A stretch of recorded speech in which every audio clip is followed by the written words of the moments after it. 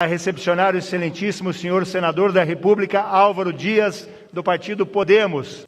Caro presidente de Guzmán, por intermédio do presidente e da secretária Flávia, saúdo a todos os vereadores e vereadoras desta casa, especialmente os meus dois parceiros de partido, o Denian e o Mauro Bobato.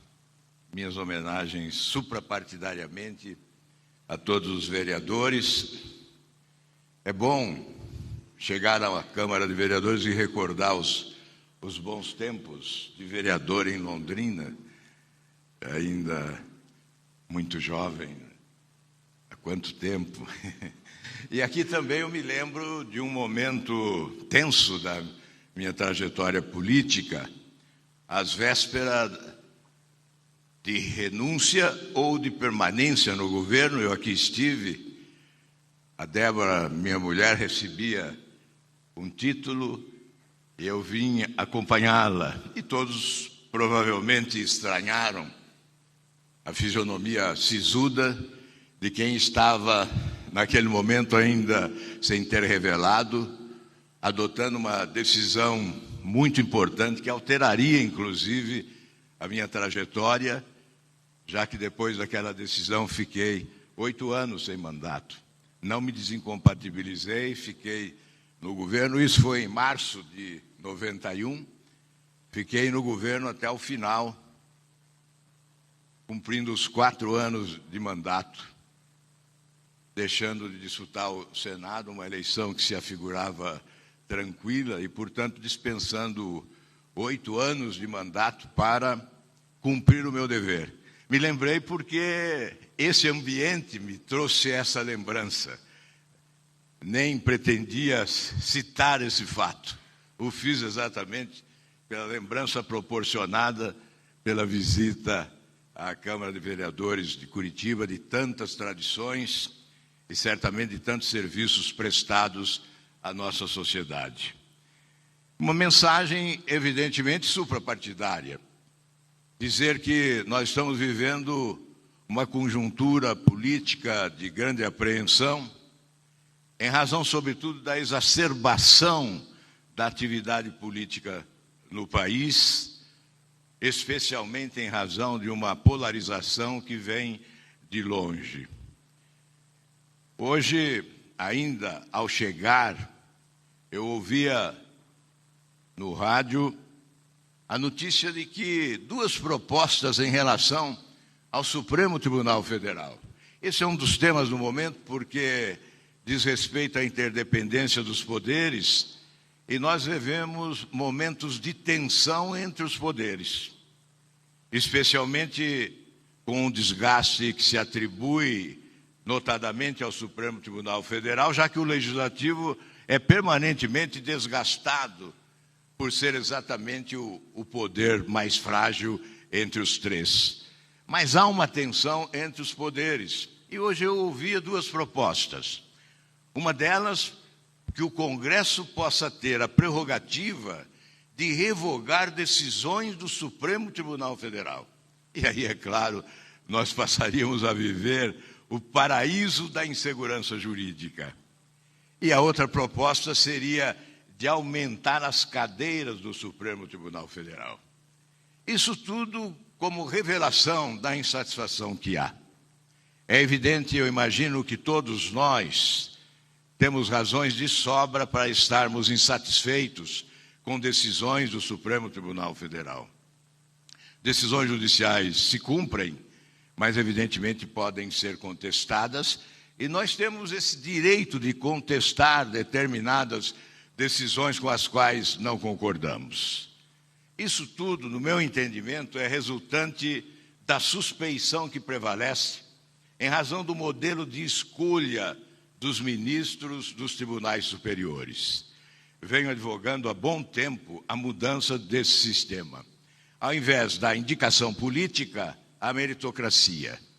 Ou seja, poderíamos ter eleição para compor o Supremo Tribunal Federal, o STJ, enfim, todos os tribunais superiores. uma eleição de lista tríplice. O Ministério Público elege um, a magistratura elege outro, a advocacia elege outro, a lista tríplice vai ao presidente da República, escolhe um dos três e remete ao Congresso para sabatina e deliberação. E nós fixaríamos também a duração do mandato, 8, 10, 12 anos no máximo. Eu creio que com isso nós eliminaríamos a suspeição prevalente. Qualquer decisão de ministro do Supremo, por mais correta que seja tecnicamente, fica sob suspeição, porque há interessados que suspeitam e invocam a indicação política como razão para determinadas decisões, que contrariam partes da sociedade, quando não contrariam a sociedade toda. Eu imagino que em determinado momento, praticamente toda a sociedade brasileira discordou de uma decisão do Supremo, quando, por 6-5, revogou a alternativa da prisão para os condenados em segunda instância. Creio que, naquele momento, praticamente o Brasil todo, o Brasil do bem, evidentemente, discordou da decisão do Supremo. Então, nós temos projetos tramitando no Congresso. Em relação ao Tribunal de Contas da União, há projetos de minha autoria que estabelece o concurso público para o preenchimento da função de ministro do Tribunal de Contas da União.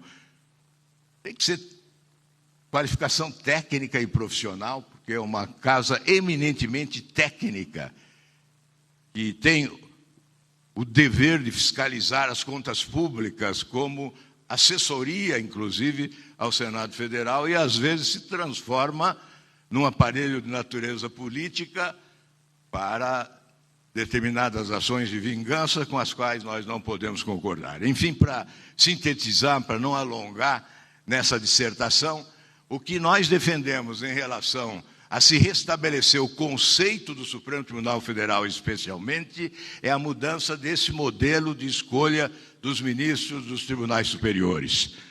Porque, olha, nós podemos criticar, discordar, eventualmente condenar ministros do Supremo Tribunal Federal, mas nós não podemos condenar o Supremo Tribunal Federal. Nós, no Parlamento ou na magistratura, no Supremo Tribunal Federal, somos passageiros, transeuntes, episódicos, substituíveis.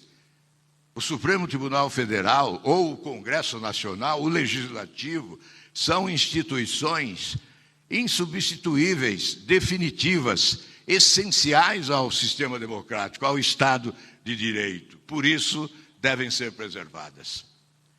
Buscar um modelo diferente de composição dos tribunais superiores é uma forma de preservar as instituições essenciais à democracia.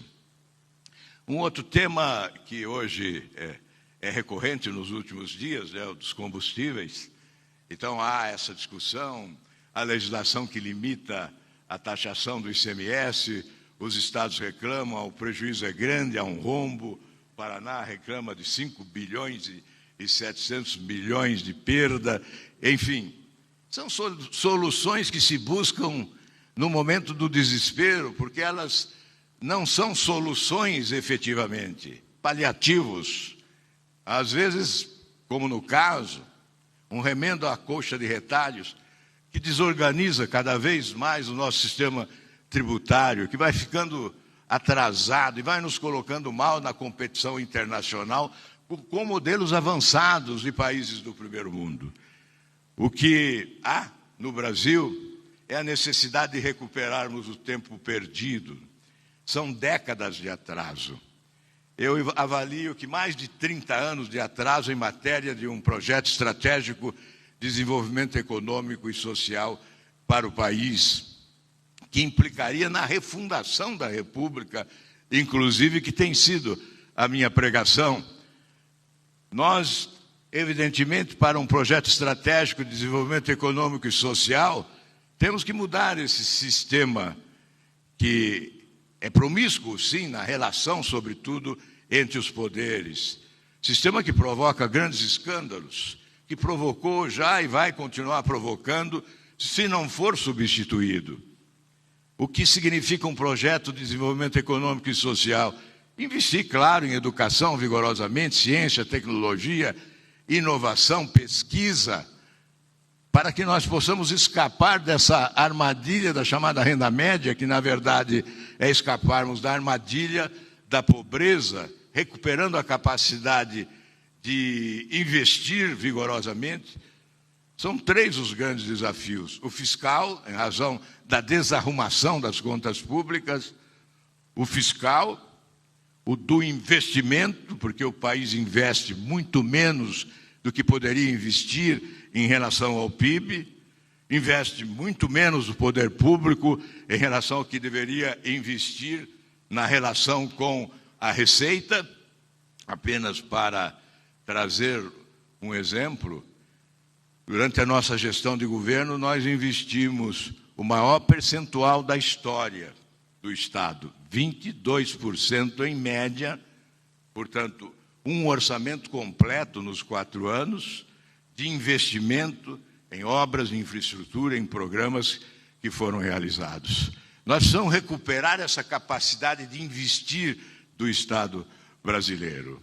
Então, são os 3 grandes desafios: o ajuste fiscal, a recuperação da capacidade de investir e a produtividade.